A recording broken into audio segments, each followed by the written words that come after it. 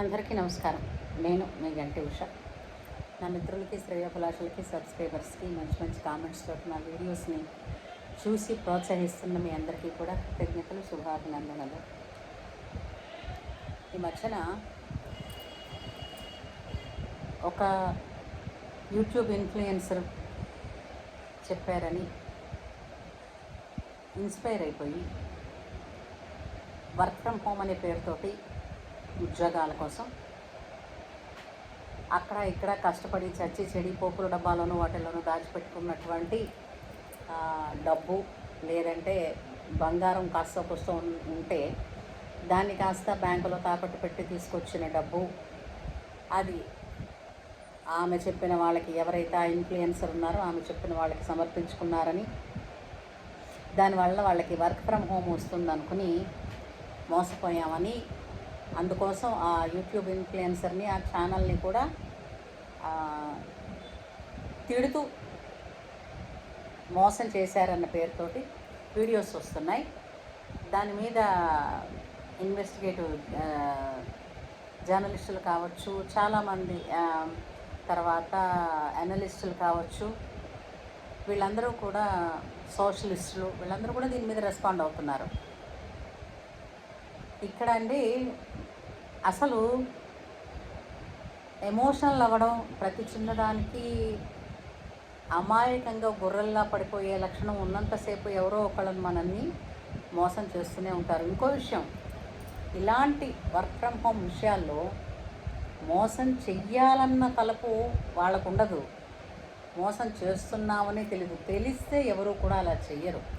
ఎందుకంటే అందరూ అంటే అంత క్రూయల్ మెంటాలిటీ తోటి ఉండరు. కాకపోతే ఏంటంటే ఇది వర్క్ ఫ్రమ్ హోమ్ అండి అని అవతల వాళ్ళు చెప్పిన తీరుని బట్టి, ఎవరైతే ఆ కంపెనీ ఉన్నారో ఈవిడ్ని ప్రమోట్ చేయమన్న వాళ్ళు, వాళ్ళని బట్టి ఆవిడ కూడా ఇన్స్పైర్ అయ్యి ఇది చేసింది. ఎవరు చేశారో వాళ్ళు పక్కకి తప్పుకున్నారు, కానీ ఆవిడ తింటోంది చేవాడు కదా. అయితే ఒక్కటి ఎప్పుడూ గుర్తుపెట్టుకోవాల్సింది ఏంటంటే, వినదగునెవ్వరు చెప్పిన, మనకి వేమన శతకం, సుమతి శతకం లాంటి పద్యాలు పాఠ్య భాగాల్లోంచి తీసి అవతల పారేయడం పెద్ద చిక్కు.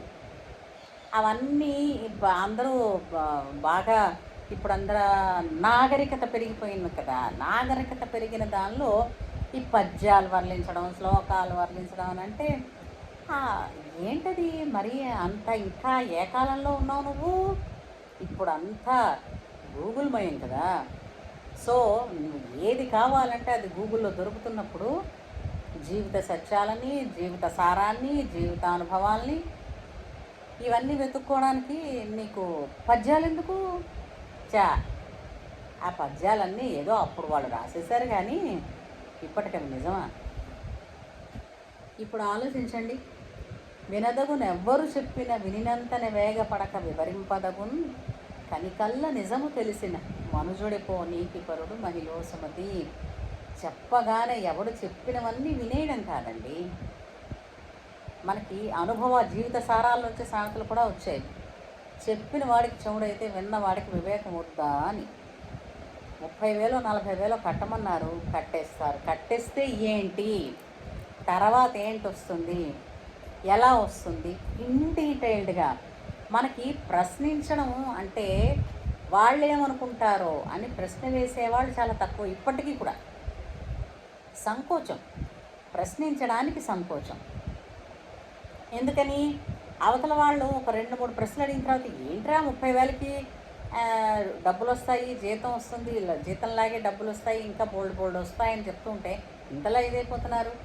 నేను 30,000 40,000 మీరు కట్టినందుకు కూర్చున్నావా, మీకు కొన్ని ప్రొడక్ట్స్ ఇచ్చాం కదా అని అవతల వాళ్ళు ఎక్కడంటారో, లేదంటే 30,000కే ఇలా అయిపోతున్నారా అని అంటారో. ఇలాంటివన్నీ మనలో సందేహాలు, మనలో సంకోచాలు, ఇవన్నీ కూడా మనలోనే దాపెట్టేసుకుని మనం వాళ్ళది ఇచ్చేసి, ఇంకేముంది మబ్బులో నీళ్లు చూసి మొంతొలక పోసేసాం కదా, పొలక పోసేసిన తర్వాత ఏం చేసుకోవాలి, దీన్ని రాసుకోవాలి, దాన్ని సర్దుకోవాలి, నానా పాటలు పడాలి, వీటిని ఇన్ఫ్లుయెన్స్ చేసిన అవతల వాళ్ళని తిట్టాలి. ఎప్పుడూ ఎదుటి వాళ్ళని బ్లేమ్ చేయడమేనా? ఎన్నాళ్ళు ఇలా చేస్తాం? మన వివేకం ఏమిటైంది? ఆలోచించండి. ఇప్పుడు ఆవిడ పీక మీద కత్తి పెట్టి నువ్వు కడతావా చస్తావా అని బెదిరించలేదే. మీకు ఒక అవసరం ఉంది, ఆ అవసరాన్ని తెలుసుకుని ఇది ఒక అవకాశం ఉంది, ఉపయోగించుకోగలరేమో అని చెప్పి ఉండవచ్చు, అంతే కదా. ఎందుకంటే ఆకలికి అన్నం అయితే పెట్టగలరు, కానీ అన్నం తినడం మీరే తినాలి కదా. ఇంకోటి ఏంటంటే మనకి వర్క్ ఫ్రమ్ హోమ్ అంటే ఒక్కటి అర్థం చేసుకోండి. వర్క్ ఫ్రమ్ హోమ్ అంటే ఇంట్లోనే కూర్చుంటాం, మన పని మనం చేసుకుంటాం, డబ్బులు వస్తాయి. ఎలా వస్తాయి? ఇంగ్లీష్లో కూడా ఒక ప్రవర్బ్ ఉంది. ఇప్పుడు అందరు నాగరికులు కదమ్మా, తెలుగులోనే ఎంతసేపు చెప్తే ఈ దాన్ని ఏంటంటారు, నాగరికత పోతుంది. Doing the same thing again and expecting different result is insanity. చేసిన పనే చేస్తూ కొత్తగా రిజల్ట్స్ రావాలనుకోవడం, అదేదో కూడా అన్నారు వాళ్ళు. కాబట్టి పనిలో మార్పు రావాలి. ఇంకోటి ఏం చెప్తారు, ఇలాంటి సహజంగా ఇంకొక వీడియో కూడా చూశాను, అందులో ఏం చెప్తారు, నెట్వర్క్ మార్కెటింగ్ గురించి చెప్తూ దానివల్ల చాలా మోసపోయాము అని అంటారు. యాక్చువల్గా నెట్వర్క్ మార్కెటింగ్ అని అన్న దాన్ని భ్రష్టు పట్టించి అదొక బూతు పదంలా చేసి తగలెట్టారు. ఎందుకంటే మనకు అర్థం కానిది ఏది కూడా బూతే, అంతే. మనకు అర్థం కాలేదు కదా, ఇది అర్థం కాలేదు, ఏది ఇంకొకసారి చెప్తే నేర్చుకుంటాం, ఇంకొకసారి చెప్పండి అని అడగడానికి మొహమాటం. ఎందుకంటే ఈ పాటి కూడా తెలియదా అని వాళ్ళు అంటారని. దీనికే వెనకటికి ఎవరో చెప్పారు, లక్ష్మీదేవి తన దగ్గర ఉందంటే ఒప్పుకోడు, సరస్వతీదేవి తన దగ్గర లేదంటే ఒప్పుకోడు. అంటే అర్థమైందా? నీకు జ్ఞానం లేదురా అంటే చస్తే ఒప్పుకోడు, నీ దగ్గర బోళ్ళు డబ్బు ఉందిరా అంటే చస్తే ఒప్పుకోడు. అమ్మో డబ్బు ఉందిరా అని ఒప్పుకుంటే అడుగుతాడో ఏ ఇన్కమ్ ట్యాక్స్ వాడికి చెప్తాడు అని. అవునా? ఇలాగా నెట్వర్క్ మార్కెటింగ్ అంటే అర్థం చేత కాక, అర్థం తెలుసుకునే ప్రయత్నం చేయక, ఇట్ ఈజ్ నథింగ్ బట్ ఒక్కటండి, అది use and recommend. Just recommend. అది అయితే రికమెండ్ చేసినందుకే డబ్బులు వస్తాయా అండి అని అంటే, ఇప్పుడు ఇక్కడ ఏంటంటే ఏ వస్తువైనా మీరు తీసుకున్నారనుకోండి, నేను వాడానండి చాలా బాగుంది, మీరు కూడా చూడండి ఫలానా చోట ఉంది అని అంటే ఏం చేస్తారు? ఆవిడ బాగుంది అంటున్నారు కదా, ఒకసారి చూద్దాం అనుకుంటారు. అవునా కాదు? అది యూజ్ అండ్ రికమెండ్. అయితే మనకి సాధారణంగా మన ఫ్యామిలీస్లో ఏమిటి యూజ్ చేయగలం, రికమెండ్ చేయాలి అని అంటే అది కూడా రికమెండ్ విత్ పర్పస్. అక్కడ దెబ్బతింటున్నాం. రికమెండ్ చేయడం వల్ల మనకి డబ్బు వస్తుంది కాబట్టి రికమెండ్ చేసే ప్రతిసారి నాకు ఇక్కడ ఎంత వస్తుందన్న ఆలోచనతోటే మనం వర్క్ చేస్తున్నాం. ఎందుకని? ఇది బిజినెస్, పక్కాగా బిజినెస్. వ్యాపారంలో లాభం ఎంత వస్తుంది, నేను ఎంత పని చేస్తున్నానో అన్నది ఆలోచించకపోతే అడుగు వేయలేడు, దాన్ని ఆ పని కూడా చేయలేడు కదా. కాకపోతే దీనికి చాలా ఉదాహరణలు, చాలా మోటివేషన్లు ఇవన్నీ చాలా ఉంటాయి అనుకోండి. కాకపోతే మనకేంటంటే మనం యూజ్ చేయగలం, ఇది బాగుంది కావాలంటే నువ్వు పలానా చోట వెళ్ళి తీసుకో అని చెప్పగలం. అంతే తప్ప నా దగ్గర దొరుకుతాయి నేను నీకు ఇస్తాను అని అనగానే మనకి చూడండి మన సొసైటీలో మనకున్నటువంటి క్లోజ్డ్ ఫ్రెండ్స్ గ్రూప్లో, అవును ఇది నాకు చెప్పింది, దీని దగ్గర కొంటే దీనికేంటి లాభం అని అనుకుని, అమ్మో నా వల్ల ఎవరికైనా నష్టం వచ్చినా పర్లేదు కానీ లాభం అయితే రాకూడదు సుమా, అమ్మా నాకు ఇది అమ్మిస్తే లాభం వచ్చేస్తుందా అన్న ఆలోచనల్లోనే చాలామంది ఉంటారు. చాలామంది అంటే ఇక్కడ అందుకే వాళ్ళు చెప్తూ ఉంటారు, నువ్వు సర్వింగ్ నేచర్ నీలో ఉందా లేదా అది చెక్ చేసుకో అని చెప్తూ ఉంటారు. కాకపోతే ఏంటంటే ఇక్కడున్న మన యాటిట్యూడ్లో మార్పు వస్తేనే కానీ ఈ యూజ్ అండ్ రికమెండ్ పని మనం చేయలేము. ఇంకొకటి, సహజంగా ఇప్పుడు 30,000 ఇస్తే నీకు డబ్బులు వస్తాయి, జీతం వస్తుంది, ఉద్యోగం వస్తుందని అంటే అదేదో మళ్ళీ ఇంకా మీరు ఇదవుతారు. ఆయనే ఉంటే మంగళాడేందుకు అందట వెనకటికి ఎవరితో. అలాగా 30,000 ఎలా సంపాదించుకోవాలని నేను చూస్తుంటే నువ్వు ముందు 30,000 మధు పెట్టమన్నామంటే అది ఎలా ఉంది? నీ నీ అన్నం నాకు పెట్టు, నీ ఆకలికి నేను మందు ఇస్తానన్నట్టు ఆ మందు ఏదో వాళ్ళే వేసుకోవచ్చు కదా. ఎక్కడైనా సరే డబ్బుతో ఇన్వాల్వ్ కాకుండా ఎవరంతట వాళ్ళు ఏదైనా చేసుకోగలిగేది క్రియేటివ్గా, అది గనక ఒక సూచనగా ఇచ్చిన, సలహాగా ఇచ్చిన, అసలు మనం ఉచిత సలహాలు అంటారు చూసారా, ఇవన్నీ ఎందుకండి? ఎవరి జీవితానుభవం వాళ్ళకి నేర్పుతుంది. ఎందుకంటే ఎంతసేపు ఎవరంతట వాళ్ళు అందులో వాళ్ళ ఇన్వాల్వ్మెంట్ ఎంత ఉన్నప్పటికీ తను నష్టపోవడానికి కారణం పక్క వాళ్ళనే ఏడుస్తుంది ప్రపంచం. అలాంటి వాళ్ళకి మనం ఇలా చెప్పాల్సిన పని అయితే లేదు. చెప్పి అనవసరంగా అప్రతిష్ట పాలవడం, సరే దానివల్ల కొంత లాభం వచ్చేవో 4 డబ్బులు వచ్చాయి అనుకోవచ్చు, కానీ తాత్కాలికమే. ఇంతమంది ఏడుపులు మళ్ళీ మనకి ఉపయోగమా చెప్పండి? మనస్తాపమే కదా. అందుచేత యూట్యూబ్లో ఎప్పుడైనా సరే నేను ఫర్దర్గా ఎప్పుడైనా ఛానల్ పెట్టేటప్పుడు ఛానల్ పెడతా ఉన్న ప్రతి వాడికి అవకాశం ఇచ్చేయకుండా కొన్ని అగ్రిమెంట్స్ తీసుకుంటే, యూట్యూబ్ యాజమాన్యం గురించి చెప్తున్నాను నేను, ఒక అగ్రిమెంట్ లాగా నేను ఇలాంటి వాటిని నేను చెప్పేవి నేను ఇలాంటి వాటిని ఎంకరేజ్ చేస్తాను, ఇలాంటి వాటి జోలికి పోను, టు ద హెల్దీయెస్ట్ ఏంటది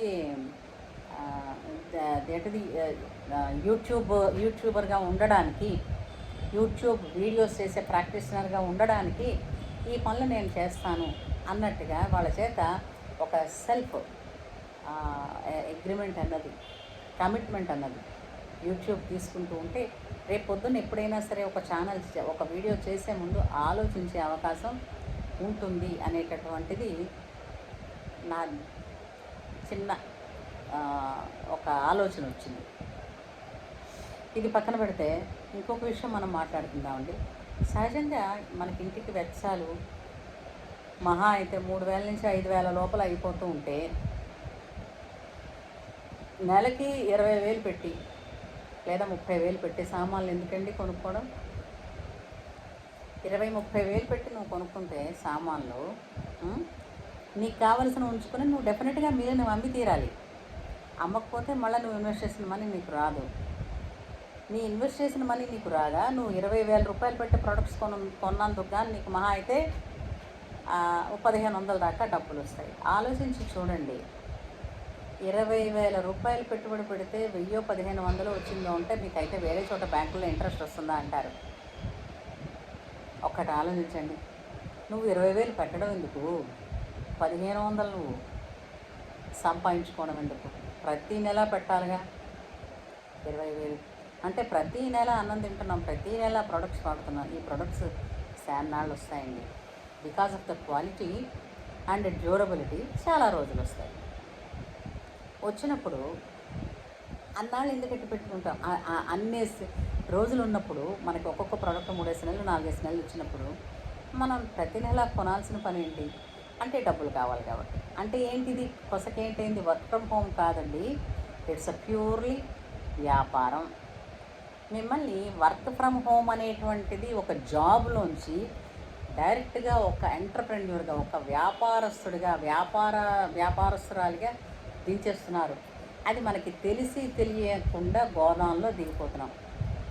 ఎమోషన్స్తో కొట్టుకుని వెళ్ళిపోతూ ఉంటాం, మోటివేషన్స్కి వెళ్ళిపోతూ ఉంటాం.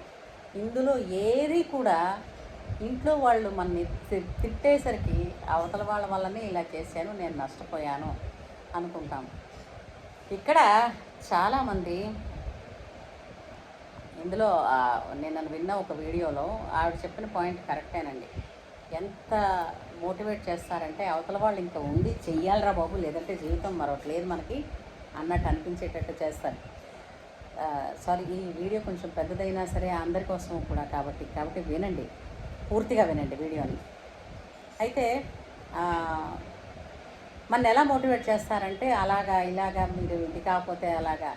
కాకపోతే ఏంటంటే చెప్పిన వాళ్ళు ఎంత చేస్తున్నారు అన్నది పక్కన పెడితే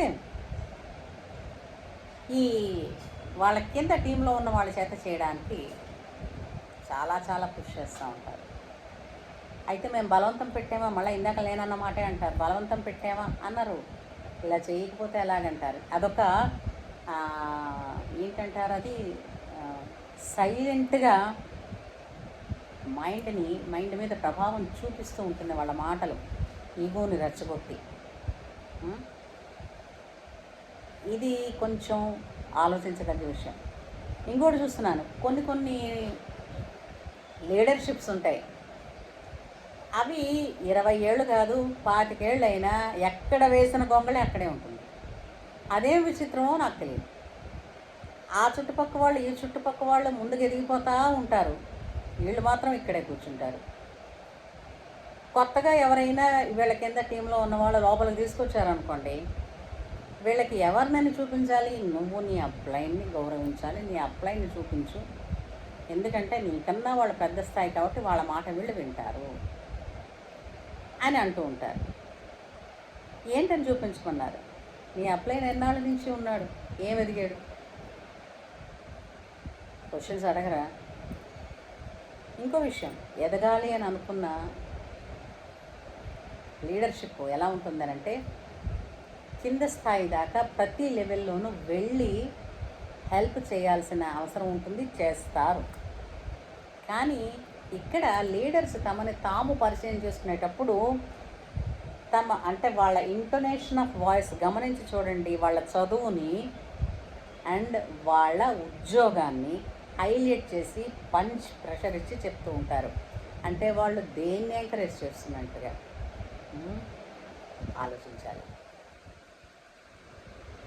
కొంత ఏంటంటే, ఇప్పుడు టీంలో కొంతమంది ఎదుగుతూ ఉన్నారనుకోండి, ఆ ఎదుగుతున్న లెగ్స్ కన్నా పక్క నుంచి మరో 4-5 లెగ్స్ ఉంటేనే కానీ బెనిఫిట్ ఆ లీడర్కి రాదు. కాబట్టి ఏం చేస్తారు,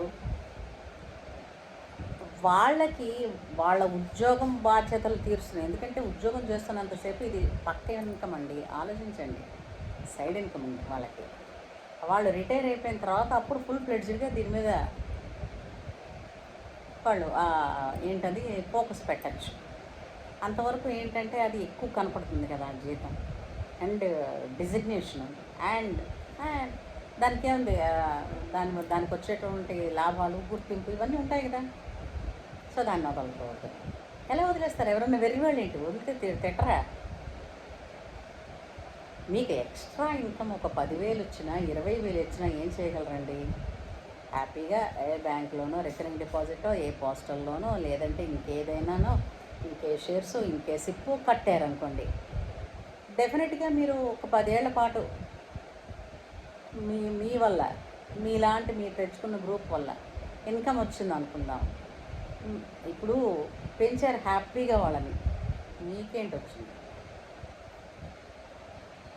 ఎప్పుడు టీం చల్లా చెదిరైపోతుందో తెలిసిందా?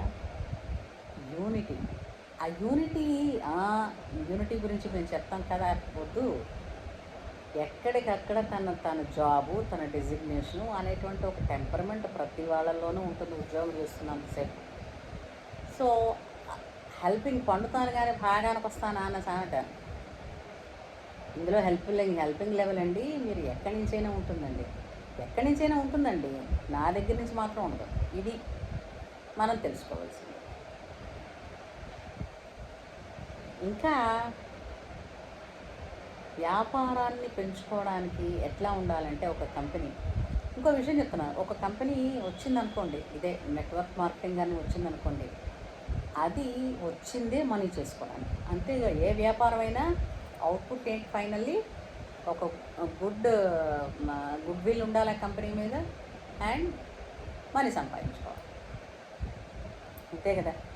ఈ మనీ సంపాదించుకోవడంలో అది ఎలాగైనా సంపాదించుకుంటుంది.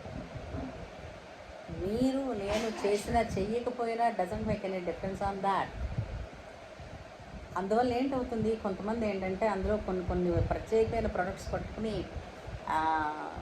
లక్షల వ్యాపారం ప్రతి నెల చేసేస్తారు. ఏ గుడ్ అప్రిషియేషన్ ఉండదు దానికి. నువ్వు 1,00,000 చేసావా, ఎంత చేసావా కదా, దాని మీద నీకు వచ్చిందే, అది ఎంత వస్తుందో అంతే. అంటే మీరు అంటారు, మీరు 1,00,000 బ్యాంకులో ఇన్వెస్ట్ చేస్తే మీకు 20,000 వస్తుందా? 1,00,000 ఇక్కడ ఇన్వెస్ట్ చేయలేదమ్మా, ఇన్వెస్ట్మెంట్ కాదు అక్కడ దాన్ని అనడం. ఈ ఇంగ్లీష్ బ్యాంకులో ఇన్వెస్ట్మెంట్ అంటే అది పెట్టింది, అది ఉంటూ ఉండగా దాని మీద ఏదన్నా వస్తుంది. ఇక్కడ ఏం లేదు, మీ చేతిలో నుంచి డబ్బు ఎగిరింది, ప్రోడక్ట్ వచ్చింది, ఈ ప్రోడక్ట్ సేల్ అయితేనే కానీ కనీసం you cannot make your money back.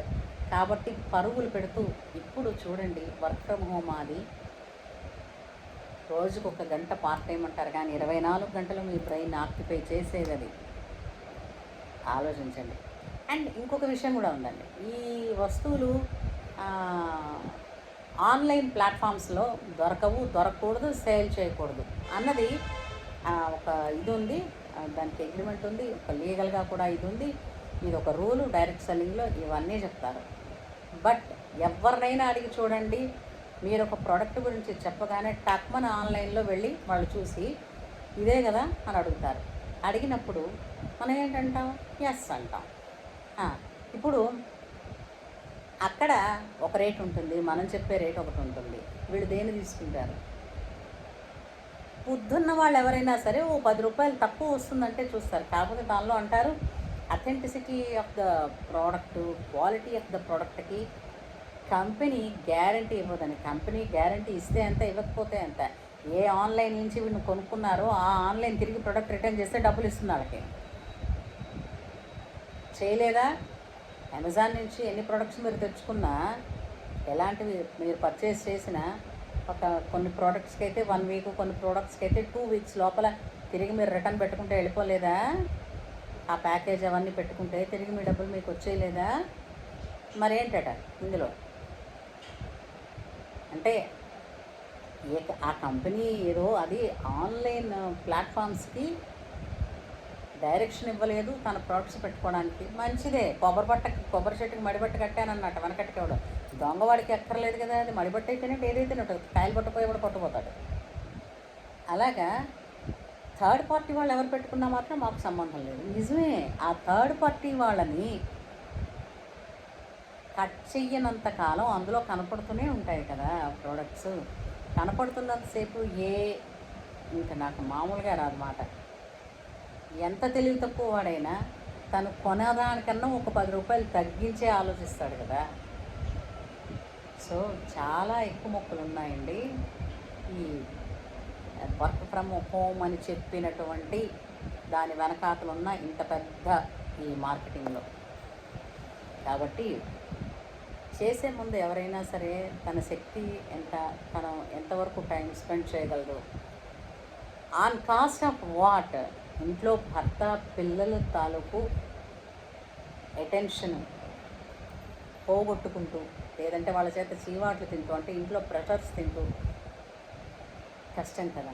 నిజమే, అదివన్నీ ఆలోచించుకుని చెయ్యగలము అని అనుకున్నప్పుడు డెఫినెట్గా ఆ యాటిట్యూడ్ని ముందు అడాప్ట్ చేసుకుని ఆ తర్వాత పనిలోకి దిగాలి. ఇక్కడ ఏంటుంటుందంటే పని దాంటిది ఆలోచన రెండు ఒకసారి ఇచ్చేస్తే ఇన్ని సంవత్సరాలుగా ఉద్యోగం అనేటటువంటి అంటే ఒక పని చేస్తే డబ్బులు వస్తాయనేటటువంటి అవగాహనలో ఉండిపోయిన వాళ్ళం. ఈరోజు నేను వాడిన ప్రోడక్ట్ని అంటే అందమైన కవర్ కప్పారు, దాన్ని రికమెండ్ అని తప్ప అది అమ్మడమే.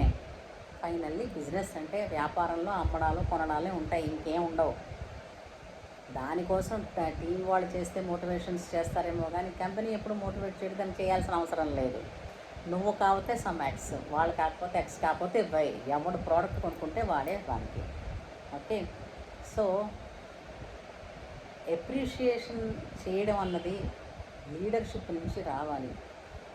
అందుకే అందరూ లీడర్స్ కాలేరు. వాళ్ళు చెప్పే మాటలు వినడం కోసం ఇక్కడి నుంచి పుంజాలు తెంపుకొని డబ్బులు ఖర్చు పెట్టుకుని, అసలు ఇందులో ఇంకో విచిత్రం ఏంటంటేనంటే ఫ్రీ ట్రిప్స్ మీరు క్వాలిఫై అయ్యారంటారు, దానికి డబ్బులు ఇస్తామంటారు, సంవత్సరాలు దాటిపోయినా ఆ ఊసెత్తరు, అడిగినందుకు మళ్ళీ మీ డబ్బులు మీరు పెట్టుకుని వెళ్ళిపోండి రియంబర్స్ చేస్తుందంటారు. ఆ రియంబర్స్ కూడా చెయ్యక చివరికి కర్మ ఏంటంటే దాని బదులు ప్రోడక్ట్స్ తీసుకోండి అని అంటారు. ఇవన్నీ ప్రతి చోట ఇప్పుడు మీరేంటంటే ఒక ఆశ పెట్టగానే మనం ముందుకెళ్ళి పరిగెడతాం. ఇవన్నీ కూడా చాలా లేటర్ అని తెలుసుకున్న సత్యాలు, జీవిత సత్యాలు. సో నిజంగానే అనుకుంటాం కదా, ఇప్పుడు బిలియనీర్స్లో, ఇప్పుడు ప్రపంచ బిలియనీర్స్లో, ఇప్పుడు ఇందులో బిలియనీర్స్ ఉన్నారు. ప్రపంచ బిలియనీర్స్లో రెగ్యులర్గా వినిపించే పేర్లు, అక్కడక్కడ వినిపించే పేర్లు ఒకసారి వినండి. ఎవరు ఏం చేస్తే ఎదిగారు అన్నది తెలుస్తుంది. సో ఏది ఎక్కువ ప్రాబబిలిటీ ఉన్నదో దాని వైపే ప్రపంచం కూడా మొగ్గుతుంది అని అన్నది తెలుసుకోవాల్సిన సత్యం. కాబట్టి ప్రోడక్ట్ నచ్చిందనుకోండి, క్వాలిటీ బాగుందనుకోండి, యూజ్ చేయండి హ్యాపీగా. ఎవరైనా ఇంటికి వచ్చి ఇది బాగుందా అని అడిగారనుకోండి, ఎస్ బాగుంది, నీకు కావాలంటే తెప్పిస్తా, కావాలంటే నువ్వు షాప్కి వెళ్ళచ్చు అని చెప్పండి. ఇంతకుమించి ఇంకో విచిత్రం, ఇప్పుడు డైరెక్ట్గా కస్టమర్స్ కంపెనీకి వెళ్ళి కొనుక్కోవచ్చు. వెళ్ళి కొనుక్కుంటే ఆ షాప్ వాళ్ళు ఏం చేస్తారు తెలుసా, కొత్త వాళ్ళ అని చెప్పేసి అక్కడ ఎవరున్నారో వాళ్ళకి దగ్గరలో, లేదంటే వాళ్ళకి ఫ్రెండ్లీగా, లేక వాళ్ళకి అందుబాటులో ఉన్నటువంటి ప్లాటినమ్స్కి వీళ్ళని కస్టమర్స్గా వాళ్ళే చేర్చేస్తారు. అంచేత ఇప్పుడు ఈ అదే ఈ బిజినెస్ ఓనర్స్ ఏమిటవుతారు ఆలోచించండి. సో ఏడాది అయింది అనుకున్న రిజల్ట్స్ లేదు, 2 ఏళ్ళు అయింది, 3 ఏళ్ళు అయింది, 4 ఏళ్ళు అయింది, 5 ఏళ్ళు అయింది. చాలా లెవెల్స్ ఆఫ్ ప్రోడక్ట్స్ సేల్స్ పెంచారు.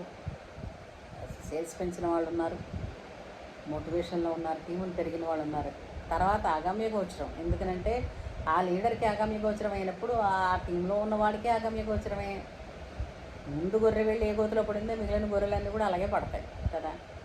ఆ విధంగా నష్టపోయిన వాళ్ళు చాలామంది ఉన్నారు. కాబట్టి be aware of all these work from home scams. Okay, be safe.